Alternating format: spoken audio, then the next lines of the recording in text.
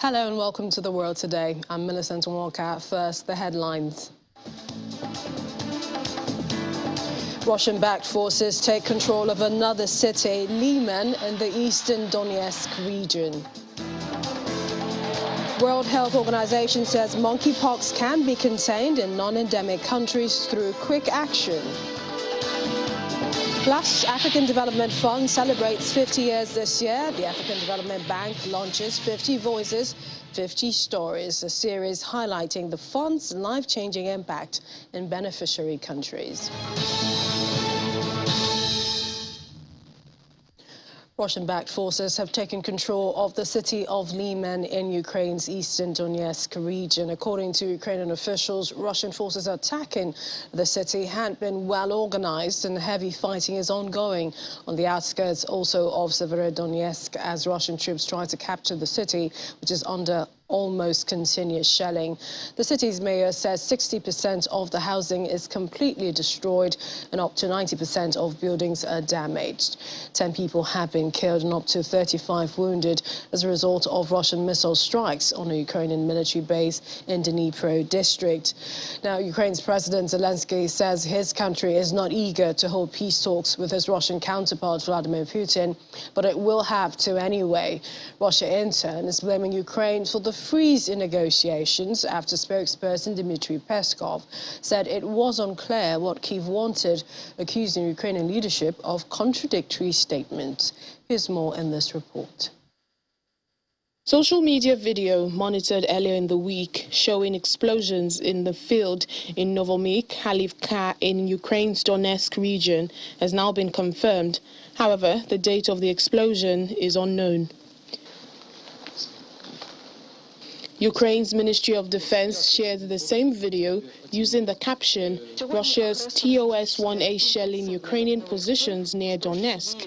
They are describing it as what the largest and most horrific war of the 21st century looks like. It says Ukraine is ready to strike back, but to do this, they need NATO-style MLRS immediately.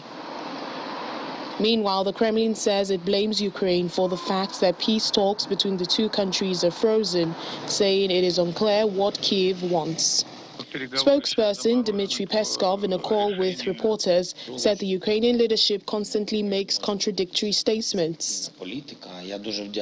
Ukrainian President Volodymyr Zelensky said earlier that he had tried repeatedly to organize a meeting with Russian President Vladimir Putin to end the war, but that Russia did not appear to be ready yet for serious peace talks.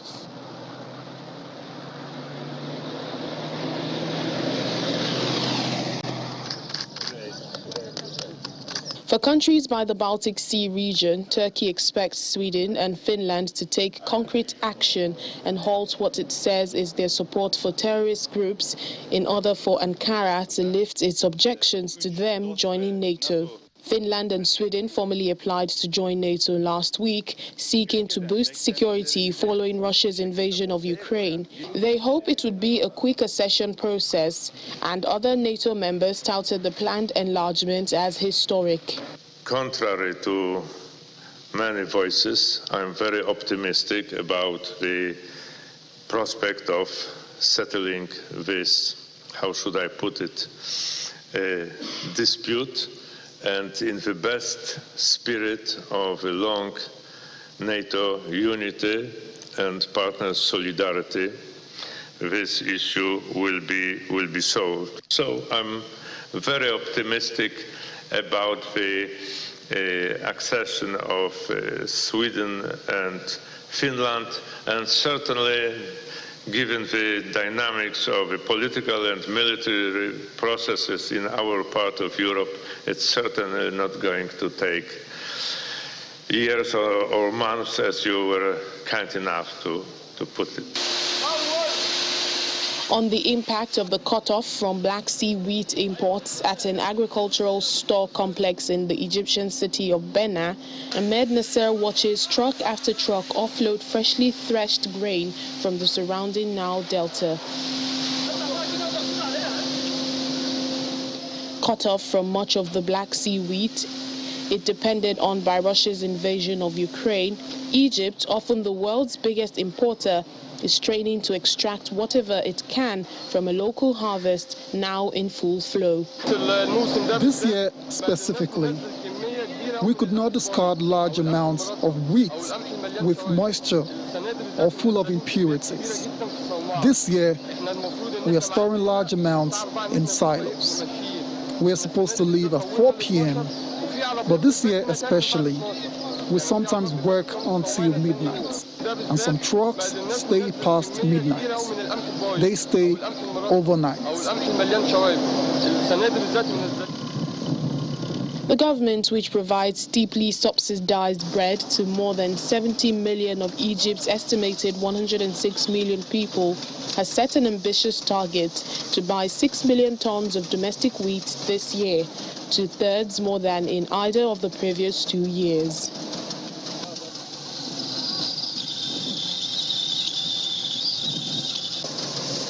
Mr. John Essence, a lawyer and anti-terrorism expert. He joins me virtually from London. Welcome to the program. Now, let's begin with the highlights of the week, the war trial. What are your thoughts on the conclusion of the trial of Shishimarin, the first Russian to be sentenced for war crimes in this invasion? Thank you for having me, Millicent. Good evening. It was more or less an unplanned and short case. Because the prosecution were able to prove intent, they were able to prove motive, and they could tie the bullet, the vital bullet that actually killed the victim, to the Kalashnikov, the Russian-made gun that shot the victim. But what actually struck me, what I found intriguing, was the symbolism of the case, because I think it's a deterrent to other Russian military who are currently in Ukraine, that if any of them contravenes the rules of law or the Geneva Conventions or their protocols of 1977, then they will be convicted and they'll end up maybe spending the rest of their lives in Russia rather than in Ukraine, rather than in Russia, where they come from. So I think it was more symbolic than anything else, because he's only 21 years old. He looks more like a boy than he's 21 years. He looks like a teenager. And I actually think that others have been apprehended who may have been older, but he was used, for the basis, like I said, of symbolism, just to inform other Russians and serve as a deterrent that, the full force of the law will be brought down on anyone who contravenes the rules of law, the rules of war, sorry.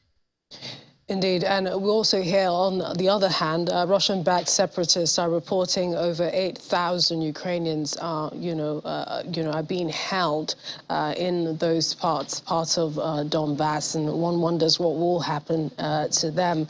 But then Russia's bombardment is continuing in Donbass. Ukraine says it won't cede any territories. Are we moving forward or moving backwards?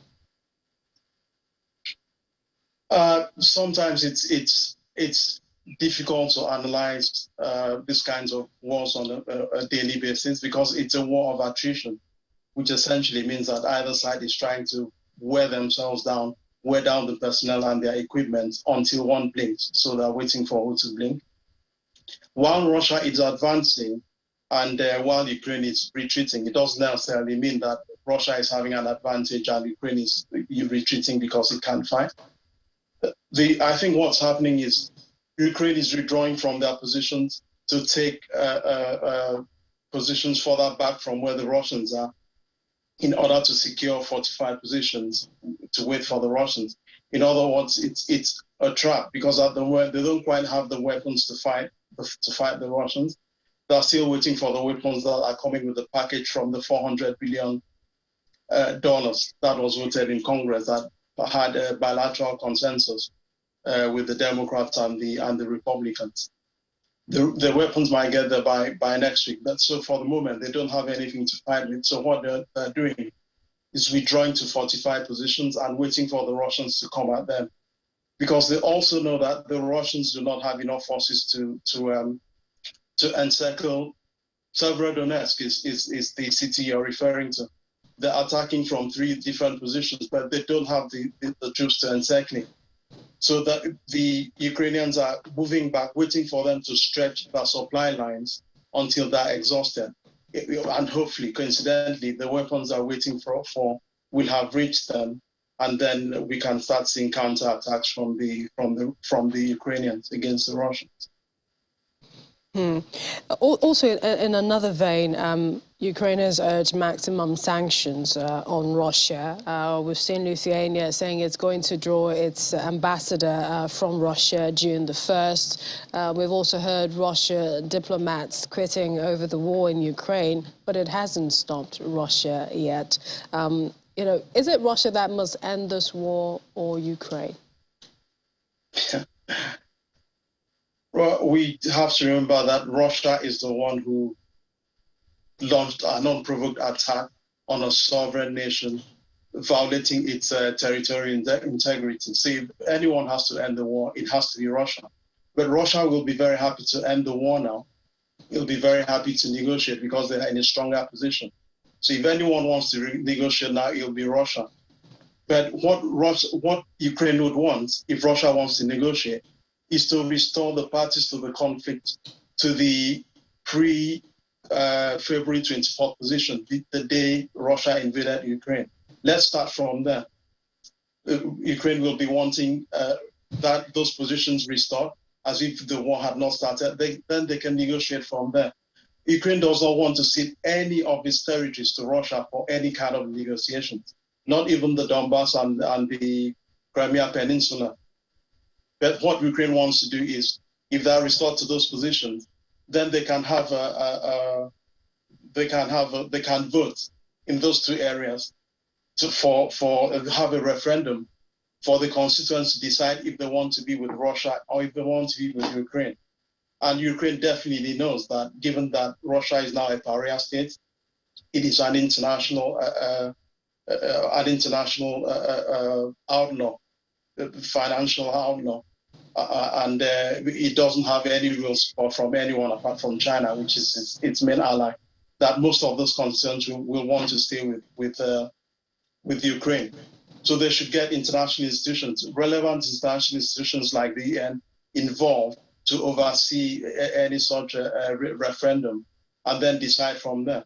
But if any negotiations takes place now, I don't think that Ukraine will agree, on the basis that Russia keeps everything they've gained. Because I hear there are even back-channel conversations between Emmanuel Macron, Silvio Berlusconi, the former Italian Prime Minister, Viktor Orban, the president of Hungary, and who am I leaving out? The German Chancellor Scholz, all trying to exert pressure on Zelensky to cede some of Ukrainian territory for peace. I don't think he's going to agree to that. I mean, he is not a politician. He's a very straightforward person. He only came into politics by default. He's a 44-year-old Jewish actor who just happened to become president because the government before him had no more legitimacy. So he was voted into power, by coincidence. So he's going to stick by what his people want. And more than 80% of Ukrainians don't want any of their territory ceded to Russia, even for peace, after what they've suffered. So, but I definitely know that they definitely want this invasion, this war, this special operation to end. Who wants it to end? The Ukrainians and the rest of the world suffering the impact, the after effect of this invasion. Absolutely, but the Ukrainians don't want to be scapegoats because the Western democracies are exerting pressure on Zelensky to negotiate with Russia. And Zelensky, everyone knows that Russia is in a strong position to negotiate, and they are not going to cede any land they've succeeded in taking from Ukraine. They are not going to. Russia would want to keep it.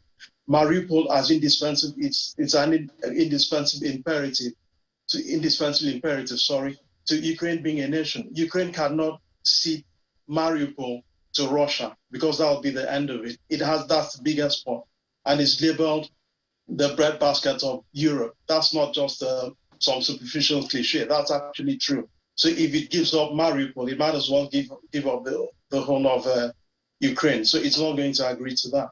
It just has to see this face through. And that is the problem with Western democracies, because they don't have the stomach for a fight.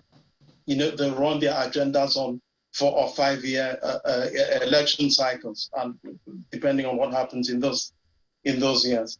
And Zelensky, the reason Zelensky is insisting that he doesn't want any territory ceded, that he wants everything back, is because eventually, the UK will start discussing about Partygate. United States will be discussing the school shooting in Texas. Everyone will go about his own business, and they'll forget Ukraine.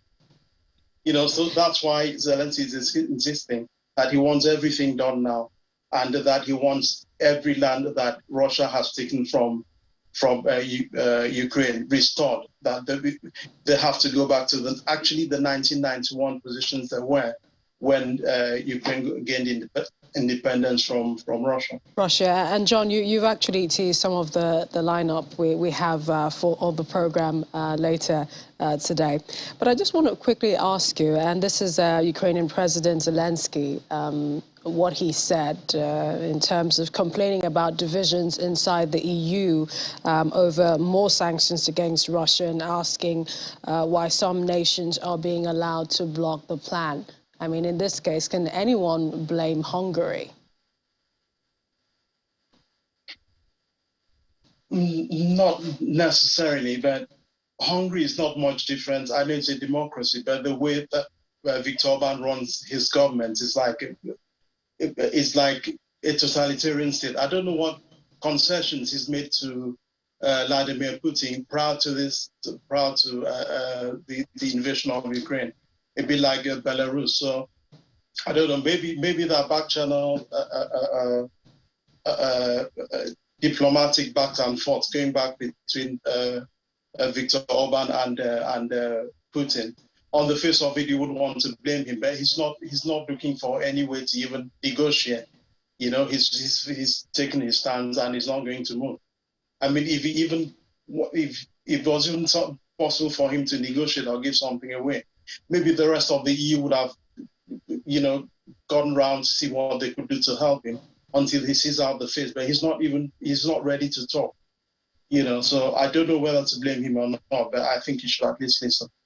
All right. Because if Ukraine doesn't get the help it needs, then all of Europe is going to be in trouble anyway. So. We always appreciate your time, expertise on the program. Mr. John Essien is a lawyer and anti-terrorism expert. Thank you. Thank you for having me, Minister. Bye. And the UK's top diplomat says countries supporting Ukraine have to be ready for the long haul, and there should be no talk of appeasing President Putin. Now, Foreign Secretary Liz Truss said after meeting her Czech counterpart in Prague today that they need to make sure that Ukraine wins and that Russia withdraws, and that they never see this type of Russian aggression again. Ms. Truss says that Ukraine needs to receive more heavy weapons and gradually get upgraded to get NATO standard equipment.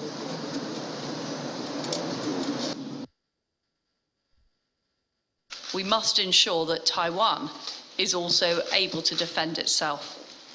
We both agree that NATO needs to step up. We need to do more to protect the edges of Europe, including Moldova and the Balkans, which I visited earlier this week. We also need to strengthen the eastern flank, and we need to make sure that Finland and Sweden are able to join NATO as soon as possible. We need to do more on cyber warfare to protect ourselves against the hybrid threat. And we have to be ready for the long haul in supporting Ukraine, because we are committed to protecting freedom and democracy.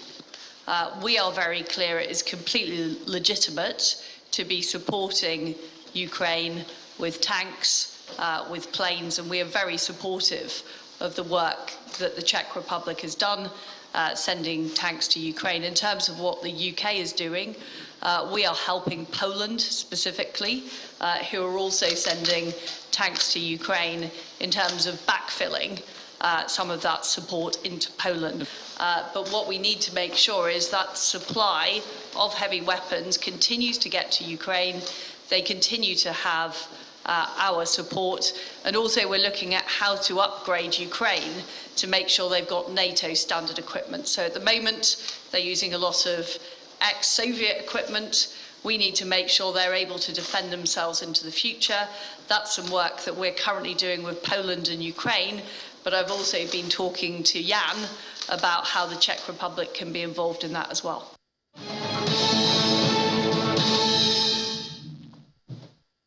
Coming up on The World Today.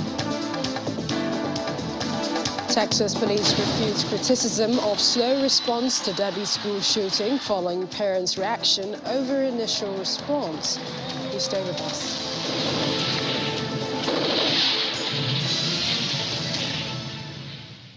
Welcome back. At the just concluded World Economic Forum in Davos, Olaf Scholz, Federal Chancellor of Germany, delivered a special address. His speech on upholding a global rules-based order and valuing freedom, sovereignty and self-determination. He warned that deglobalization and renationalization will cause more harm than good. For more on that speech, Deutsche Welle Chiponda Chimbele joins me now from Berlin. Hi, Chip. What stood out from his speech? Well, what really stood out in his speech at the World Economic Forum yesterday was the fact that he really focused on a multipolar world and multilateral solutions. So he really talked about how the West should be engaging the global South more. Now, of course, the West has been united in its response to the war in Ukraine, but the German Chancellor wants to see more engagement of the global South. His speech came on the back of a whirlwind tour, a whirlwind three-day tour of 3 African countries this week, and that was Senegal, Niger, and South Africa. And obviously, the Chancellor wants to be able to engage more with his African partners, Asian and Latin American partners, because, of course, during the UN vote on condemning Russia's invasion of Ukraine earlier this year, we saw that 17 African countries abstained from the vote. And whereas the world is feeling effects from the war in Ukraine, the whole world is feeling that, there isn't a unified condemnation on the international stage, and that's something he wants to see change. So of course there needs to be a unified response, because it's also about making sure that sanctions against Russia have the effect they need to have if the world, of course, is united on this response. And energy also, has been a major topic in Davos. Is Europe making any headway to wean itself off of Russian gas? Well, obviously, energy is the big topic, and that was also one of the major topics when German Chancellor Olaf Scholz was in Senegal. And of course, it also came up in his speech yesterday when he mentioned the fact that Germany plans and Europe plans to be free of Russian oil by the end of the year. Coal as well, of course, but gas is, of course, one problem, because gas is hugely important for industry here, also, of course, for heating. So it's going to be interesting to see if they do come up with a solution for gas. In terms of the oil situation, the German economy minister did also talk about this week about an embargo on Russian oil imports for all of the EU. And he talked about the fact that the EU might agree on one. There's been a holdout from Hungary, which has been saying that it needs to build new infrastructure to deal with oil imports from elsewhere, and it wants to see that it gets more money from the EU to do that. So that has been the holdout so far. So it will be interesting to see if that actually does happen, because, of course, energy is a big issue, because if Russia continues to export oil, it's still going to be able to fund the war in Ukraine. And that is why the German economy minister, Robert Habeck, also said that there needs to be a global cap on oil prices, because that would essentially also prevent Russia making more money, even, for instance, if it even if it's, for instance, exported less oil around the world. And so that's something that they also want to see happen. And this is, of course, why the German Chancellor kept on also talking about a multipolar world, a multilateralism, working together as an international community to come up with a solution to this war, because, of course, they need the whole international community to work together in order for those sanctions to have their effect. Still on the energy subject, it seems not everyone is on the same page. How was Mr. Scholz's speech received in Europe? Well, his speech came at the end of the event. It was the last keynote speech, and it's always hard to follow up. We had, Ukrainian President Volodymyr Zelensky speaking earlier in the week, calling for more weapons to be delivered to Ukraine. And of course, in terms of the reception of the German Chancellor's speech, it sort of was underwhelming because he didn't mention anything new in terms of what Germany intends to do to help Ukraine defeat Russia. So that was a bit disappointing, of course, because, of course, everything he spoke about, even the fact that Germany has for the first time sent weapons to a war zone, that is already known. And there's been a lot of squabbling and a lot of criticism about Germany's speed and efficiency when it comes to delivering weapons to Ukraine. Poland has also criticized Germany and said that it had sent tanks to help Ukraine, and it was supposed to get replacement tanks from Germany. It has said that those tanks haven't come in yet.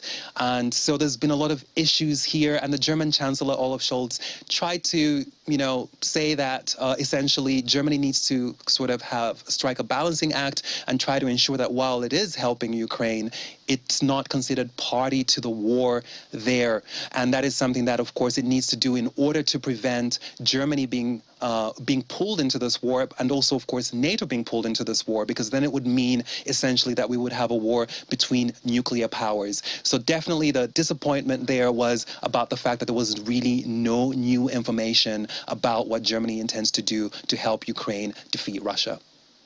Thanks, Chiponda. Deutsche Welle, Chiponda Chimbelu joining me there from Berlin.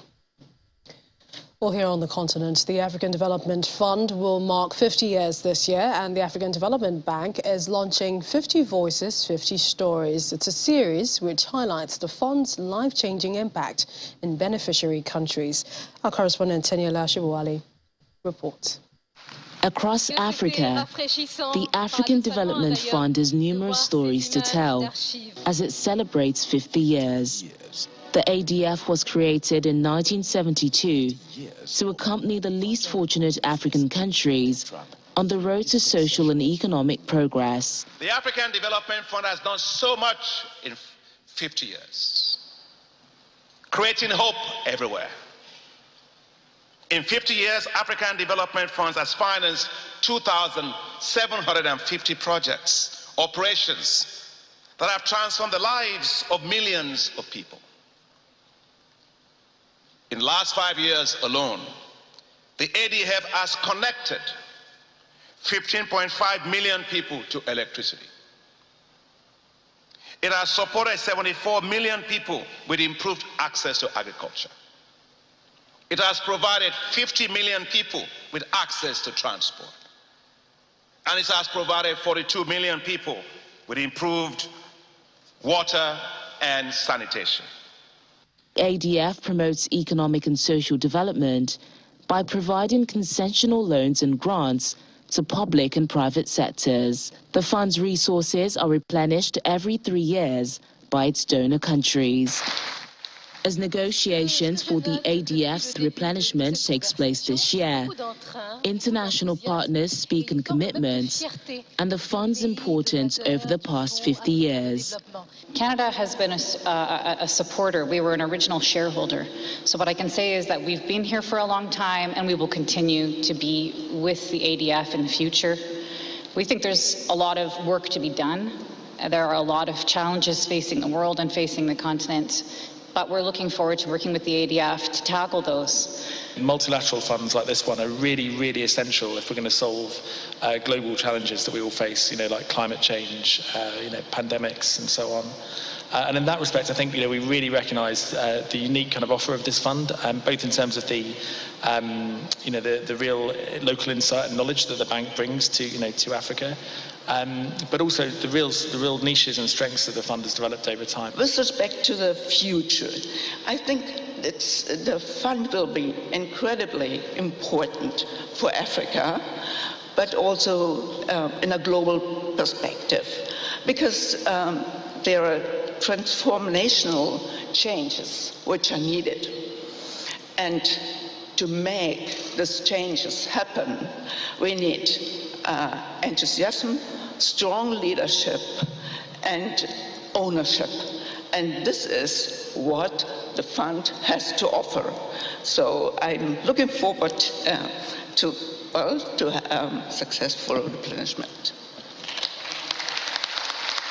Though the continent faces many challenges, from COVID recovery to climate change, and now the looming food crisis from the Russian invasion of Ukraine, the ADF Celebrating 50 highlights the success stories from across the continent and also plans for the future to meet the evolving needs of countries on the continent. From Accra, Ghana, Teniola Shobowale for Channels Television News.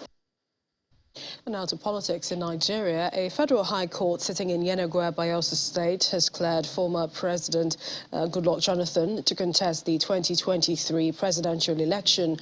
The presiding judge, who gave the judgment today, held that Dr. Jonathan's right to vie for the office of president again cannot be stopped by any retroactive law. Issues of political party administration dominate discussion at the official presentation of a book by former Minister of State for Power, Mr. Mohammed Wakil. This is perhaps the first time that former President Goodluck Jonathan will be meeting physically with the former chairman of INEC, Professor Atahiru Jega, after the 2015 general elections. Thank you.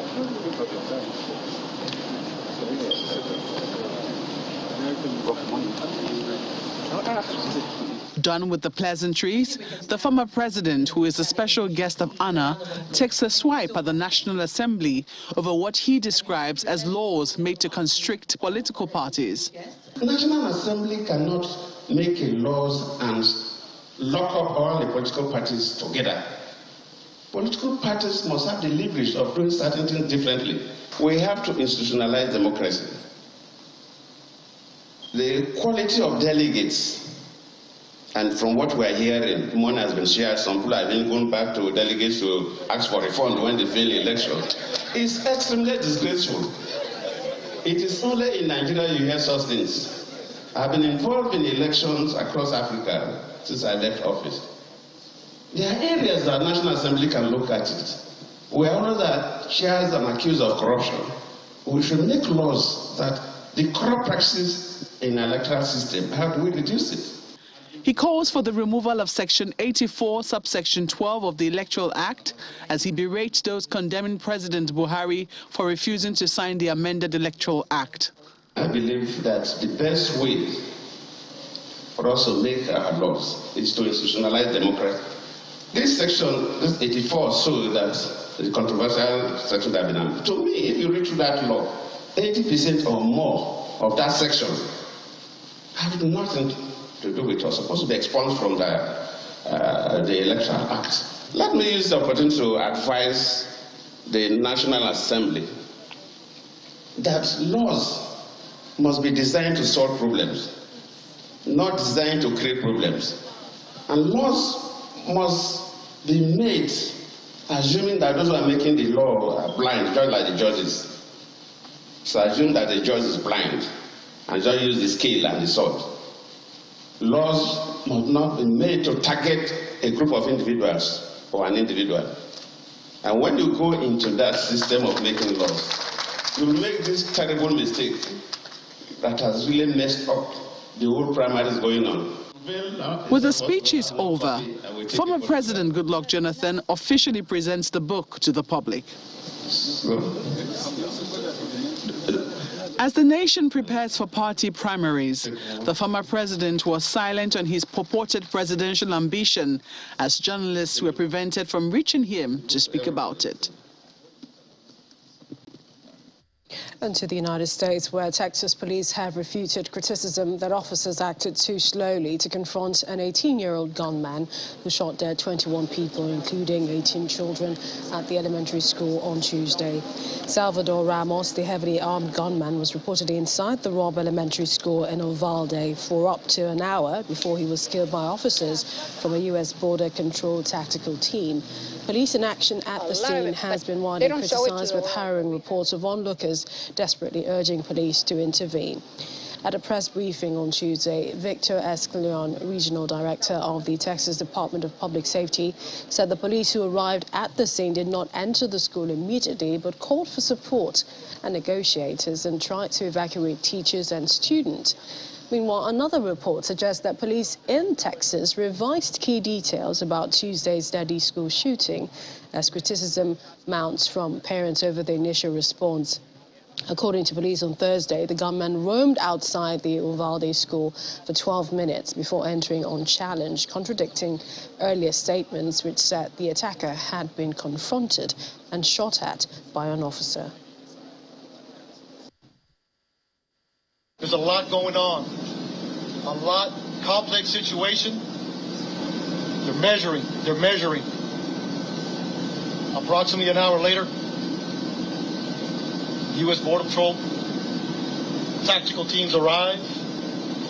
They make entry, shoot and kill the suspect. He just went around the school till he found a door and he walked in. But where was the security guard? The bank has security guard, right? The bank has security guard. Big stores got security guard. Why not the most valuable thing? The most valuable is the children. They had no security guard. They got shot in the head.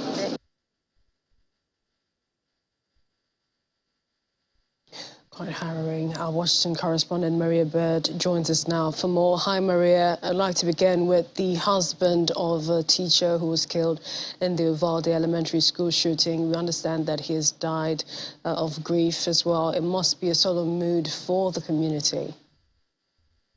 You're exactly correct. He died of a fatal heart attack, and leaving behind 4 children. And so that's obviously, as you said, I mean, the grief was just overwhelming. Now, whether or not he had a heart condition before, that has not been brought forth. But just to think that these 4 children have lost their mother and now their father as a result of a fatal heart attack. And so the mood is one of heavy grief, anger from many as well. Disappointment, I think, in the government and the police departments across our country. And so the real question that many are asking is, where do we go from here? And accusations, evidence coming up that the police were slow to stop the attack. What do we know for certain? What we know for certain is that there was a police officer that did arrive on the scene as the gunman was entering.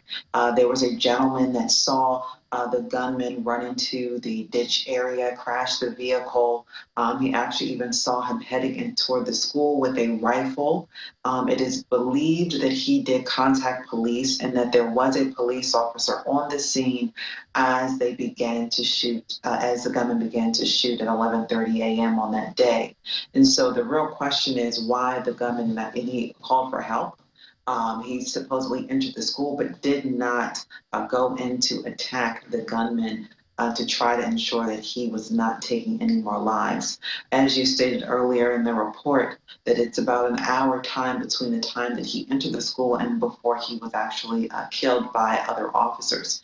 And it obviously took time to get all the officers on the scene. But the question is, was it about negotiations? Trying to negotiate this gunman. This was not a hostage situation, which oftentimes they are negotiators there when there's a hostage situation. This was an active shooter.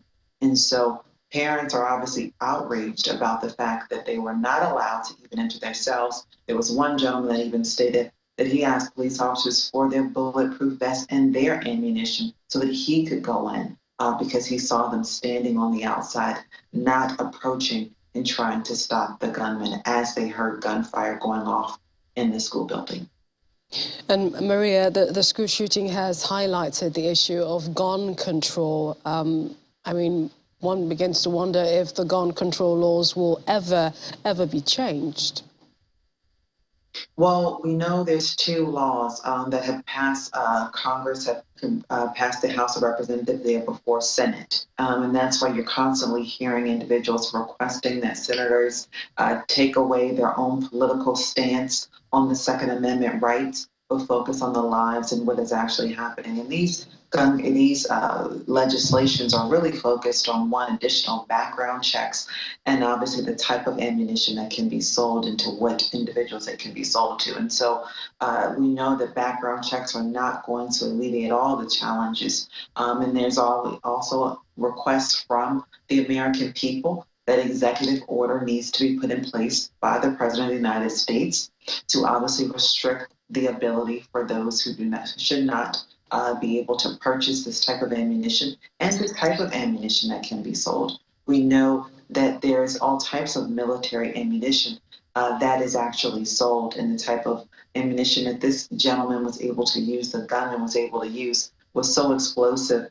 that some of the individuals, some of the children were not even recognizable, and they had to use DNA to be able to identify who they were.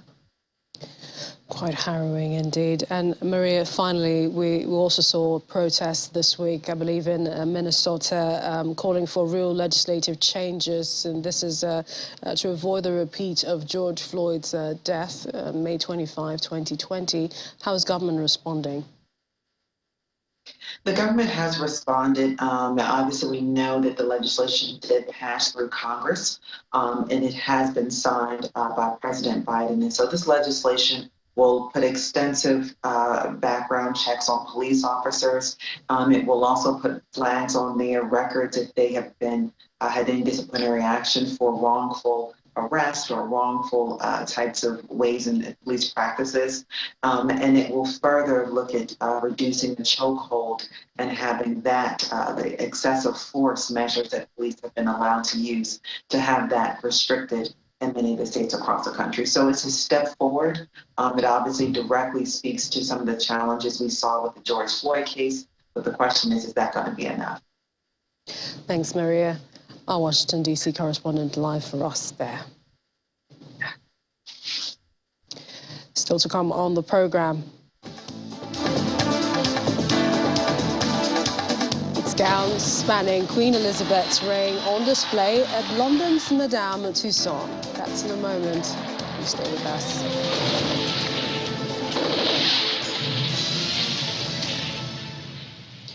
According to the World Health Organization senior official, there needs to be priority in containing monkeypox in non-endemic countries, saying that this can be achieved through quick action. Monkeypox, typically a mild viral infection in African countries, but its spread to non-endemic countries such as Europe and the US have raised concerns. So far, there are more than 200 confirmed or suspected countries and around 20 cases where the virus was not previously circulating. WHO Director for Global Infectious Hazard Preparedness stressed that there was a window of opportunity to prevent further spread, urging the general public not to be worried, since transmission is much slower than other viruses such as the coronavirus.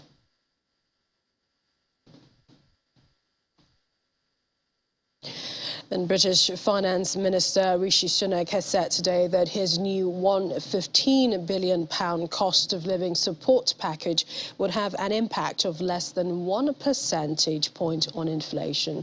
Mr. Sunak had been under heavy political pressure to act to alleviate the biggest squeeze on households' disposable income since 1950s, but some critics have warned that more government spending risks exacerbating price pressures. British inflation hit a 40-year high of 9.0% in April, and earlier this month the Bank of England warned it would reach double digits by the end of the year as regulated energy tariffs were on course to surge by a further 40% in October. But earlier in Parliament, Mr. Sunak said high inflation was now causing acute distress.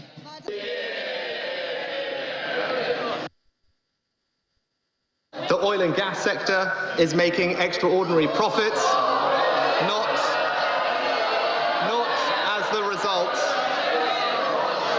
as the result of recent changes to risk-taking or innovation or efficiency, but as the result of surging global commodity prices, driven in part by Russia's war.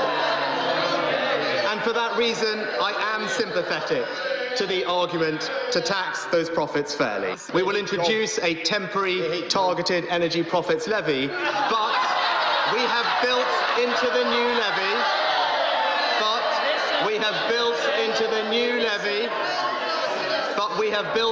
new levy, a new investment allowance similar to the super deduction. That means companies will have a new and significant incentive to reinvest their profits. The new levy will be charged on profits of oil and gas companies at a rate of 25%. It will be temporary, and when oil and gas prices return to historically more normal levels, the levy will be phased out with a sunset clause written into the legislation. And crucially, Our London correspondent Simon Pusey joins us now for more on the latest, the cost of living crisis. Good to see you, Simon. What has prompted Mr. Rishi Sunak to take action now?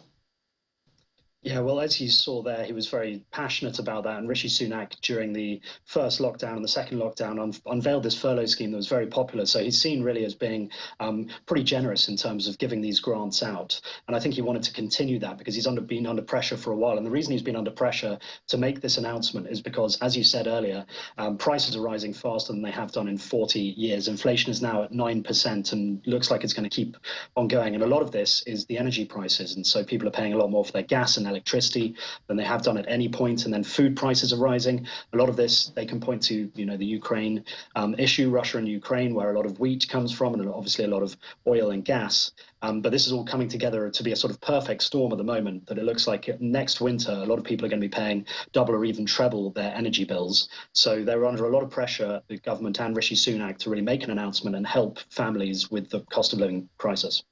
Break down for us the latest measures to tackling the cost of living crisis in the UK. Yeah, so all households in October next year will be given a £400 grant. That means every household across the UK and Northern Ireland as well. And a £650 payment will be made to more than 8 million low-income households who receive universal credit. So those people on sort of low wages, they'll get even more, £250 more than the £400 that other people will get. And then you've got low-income pensioners who claim universal credit as well. They'll get an additional £300 on top of that. So it's quite a generous sum of money that's being given out. They're going to try and raise this in part by a one-off windfall tax against the energy companies. These are energy companies that have been making huge profits recently because the price of energy has gone up. And so they say over the next year that'll be about £5 billion they're going to raise in this one-off tax on those energy giants. And that's something that Labour have been calling for a while. But those are the kind of things, those three main things: the £400 to all households in October next year, then you've got the £650 to low-income households, and then the additional £300 on top of that for pensioners. So I guess this is welcomed by all MPs, especially you mentioned Labour, who might be very happy that this is happening. But some might say this is also a strategy away from what Labour has been saying on the Partygate scandal. Yeah, so there's two things here, really. I think Labour very much welcome it because it's a U-turn from the government. For a long time, they were saying that there needs to be a windfall tax on these energy companies that are making huge profits. And the Conservatives were saying this is not the right thing because these energy companies will then put their investment in other countries. It looks like that's not going to happen. So I think the Labour Party in particular are very pleased about this. I think the Conservatives, are pleased with it as well, because it looks like they are doing the right thing, albeit a little bit too late. But Labour are really sort of licking their lips at this because this was their idea, really, to do a windfall tax, and the Conservatives have adopted it. So it kind of looks like it's pretty weak on the Conservative side. And then you then talk about this kind of trying to cover up Partygate. And I think Labour MPs are also pointing to the fact that the Prime Minister, in particular Boris Johnson, has been under a lot of pressure in the last few weeks and months because of this Partygate scandal. And then you've had the Sue Gray report out in the last few days. He's been fined. He's the only sitting Prime Minister to have found to have broken the law. So there's a lot of pressure on him and other colleagues.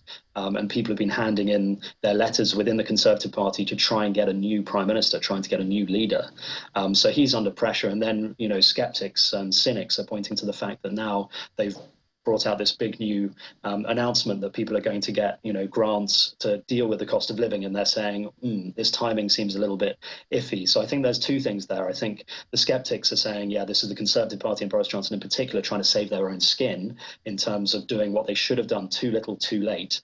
But I think most MPs broadly do welcome this, because I think everyone realizes that this is a crisis and it's only going to get worse. Inflation's only going to go up, and by next winter, when prices are high, people are going to have to choose between eating and heating themselves, and that's not a palatable thing. The Conservatives are probably not going to get voted in the next election if people are, starving or they're dying of cold. So I think this is something that all MPs broadly support, but the Labour MPs are questioning the timing of why the Conservatives have brought it in now. Thanks, Simon, for joining us. London correspondent there from London. Thank you. Finally on the programme, from a replica coronation dress to a beaded evening gown, an array of outfits have adorned wax figure replicas of Britain's Queen Elizabeth, which have gone on show at London's Madame Tussauds as part of a special display marking the monarch's Platinum Jubilee. The famed attraction is showcasing 7 gowns spanning Elizabeth's coronation in 1953 until more recent times as part of the Royal Dress Collection, display running from today for 2 weeks. Oh,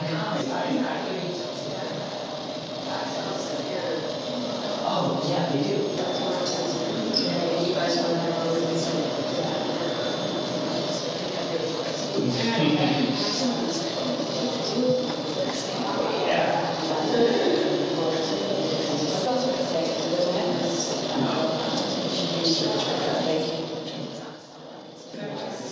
Lovely gowns, and your home for the News Channel's television will be live on the coverage of the Queen's Platinum Jubilee celebration between Thursday, June 2nd and Sunday, June 4th, so don't miss it.